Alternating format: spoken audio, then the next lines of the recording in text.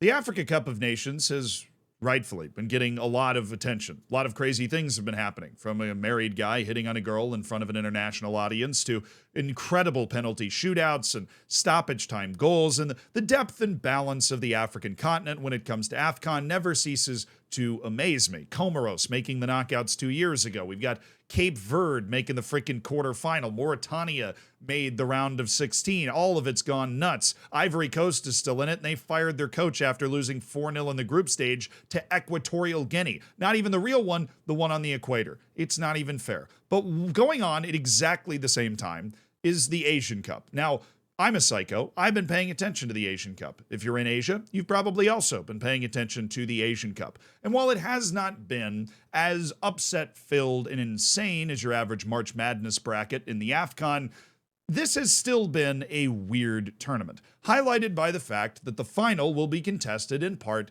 by Jordan. Not Michael Jordan, this Jordan. Except that's not Jordan, that's Jordan, and you didn't know because it's Jordan. It's not usually relevant to any regular conversation. Although if you did know that that first country highlighted was not Jordan, congratulations. From one geography nerd to another, you need to go outside. So do I. I also need a haircut, but I'm here instead talking about Jordan. And Jordan isn't necessarily the subject of this video, because what is a very weird streak that Jordan was able to continue. One of the weirdest streaks in the entire world of football that I just need to talk about because it makes absolutely no sense. When you think of the Asian continent, the teams that have made the most impact on the world stage, specifically at World Cups, there are only a few teams that come to mind. Japan, Australia, which is technically in Asia, but you don't really think of it that way because it only joined Asia like a decade ago. It joined the Confederation. It didn't act. The country is still where it was, right? It's upside down. It's down under, right? It's down there somewhere. It didn't move. This isn't Patrick Starr pushing the country to a different direction. Just joined the Federation. And South Korea, of course. South Korea, who made the semifinal, who hosted a World Cup, a team that looks and feels like, if not the best team in Asia, one of the best teams in Asia, in a very small select group that may just now include Saudi Arabia and maybe Iran. Iran would absolutely include itself in that. And Iran has won more Asian Cups than South Korea because that's what we're here talking about. Asian Cups. Because as much as South Korea has had such a huge impact on the World Cup, they made the round of 16 like a little over a year ago, 2022 World Cup. Qatar, South Korea was in the knockouts. Sure, they got abused once they got to the knockouts, but they got there. They were there to ruin some people's day and make the knockouts. Well, that team has not won an Asian Cup since 1960. That was 9 years before a man landed on the moon.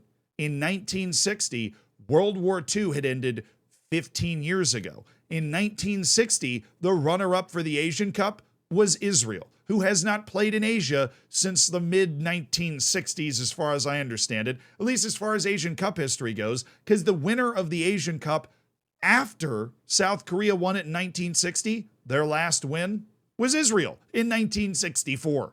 They've won an Asian Cup more recently than South Korea. South Korea has been playing in every one since. That was Israel's last one. Other countries that have won an Asian Cup since South Korea's win in 1960.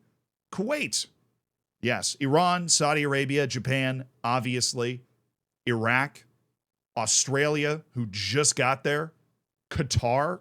They won the last one, by the way. They just choked at the World Cup. They're actually not a terrible team. They got their participation trophy at the World Cup. Their real trophy was winning the Asian Cup in a final against Japan 4 years ago. They're still in the tournament. So's Iran. South Korea is not. And South Korea only won one match in regulation at the entire Asian Cup. How does that? That's the same total they had at the World Cup, and they were playing actual national teams. No offense to Bahrain, who is better than you would think, considering this might be the first time you've ever thought about the Bahraini national team. But South Korea drew Malaysia in the group stage. How How? And they're not resting anybody. This is a full South Korean national team for the Asian Cup. It's a big deal in Asia. This is not some tournament they overlook. It's the same national team and really the same players that beat Portugal at the World Cup and drew Uruguay at the World Cup less than a year and a half ago. Same freaking team drew Malaysia and Jordan. Jordan was in that group too. They won just one game. And as a result, they get a difficult draw going into the knockouts, and they're playing against Saudi Arabia in the round of 16. South Korea somehow magically manages to survive that. They score a 99th minute goal against Saudi Arabia, and they're able to take it to penalties. That 99th minute goal was the equalizer. They go to penalties and beat Saudi Arabia in what is essentially Saudi Arabia's home Asian Cup, because it's being played in Qatar, which is essentially Saudi Arabia's pinky toe. And then the quarterfinal, they get Australia. Australia concedes in the 96th minute. So South Korea scored a goal in the 96th and 99th minute to equalize after losing, and then Son Heung-min scored a brilliant direct free kick in order to get South Korea into the semifinal. But this was by no means a team that was exerting its dominance, exerting its flair, exerting its overwhelming quality advantage. It's not just Son Heung-min. They've got actual players up and down the team. Kim Min-jae of Bayern Munich is the star center back on this team. Lee Kong-in plays for PSG and is a very accomplished winger. Cho Gae-sung is a very good forward. He showed that at the World Cup. And that's just to name a few. If you look up and down their entire team outside of their defense, outside of Kim Min-jae, it's like multiple outsides, there's talent all over Europe. Guys that play all over some of the biggest leagues and contribute at a high level. Bundesliga, Ligue 1, playing in Belgium. One guy's in the UAE league, but he's probably getting a bag to go there, so fair play, man. They get to the semifinal, not looking good. Then you come up against, this is a bolt from the heavens. I said it when we were watching the Australia match. We keep track of this stuff on stream. This is a play-in for the final, right? Because you're looking at Jordan, or Tajikistan at the time, which shout out to Tajikistan, who Jordan only managed to beat 1-0, even though Tajikistan made its first ever tournament and got all the way to the quarterfinals. Had to get my Tajik shout out in there. What's up, my boys? Also, here's the picture of Tajikistan's manager, just because I feel like you need to see that. You understand. This was a play-in for the final. How could South Korea, in such an important match in the semifinal, trying to end this ridiculous streak of having not won an Asian Cup since before people landed on the moon? They have a less recent Asian Cup than frickin' Kuwait and Israel. They have to do this. They didn't get a shot.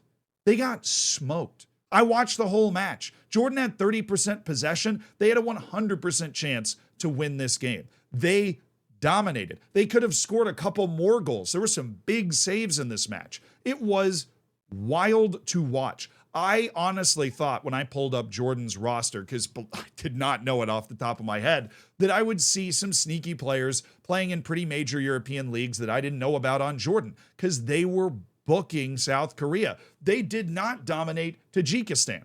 They didn't in the previous round. They needed a red card in 2 unbelievably late goals to beat Iraq in the round of 16. That's an incredibly dramatic match. If you want to pop an extended highlight thing on while you're eating, watch Iraq and Jordan. It's crazy. Iraq's red card was for excessive celebration. He got a second yellow because he apparently did the same celebration 3 times, and that was enough for the ref. Then Jordan scores 2 goals past the 94th minute to tie and then take the lead, right? But this is a team against 2 teams that are much worse than South Korea talent-wise, inarguably, and struggled, barely won. They're 87th in the freaking FIFA rankings, behind Uzbekistan, right? They're behind Luxembourg. FIFA rankings, can't trust the paper they're printed on, but this is not a good team. How does this happen? 0 shots on target. 0.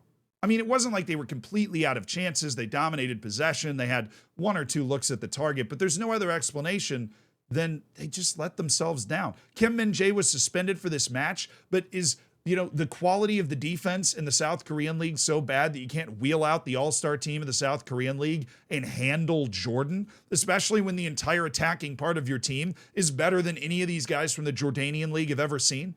Inspired effort for Jordan. I'm rooting for him in the final. It'd be sick to have Jordan win an Asian Cup. But if Jordan wins the Asian Cup, they will be added to the list of random freaking teams that have won the Asian Cup more recently than South Korea. And that's absurd. It makes no sense. It does not make any sense. And I don't know if it'll ever end because Son Heung-min, you know, he plays at Tottenham.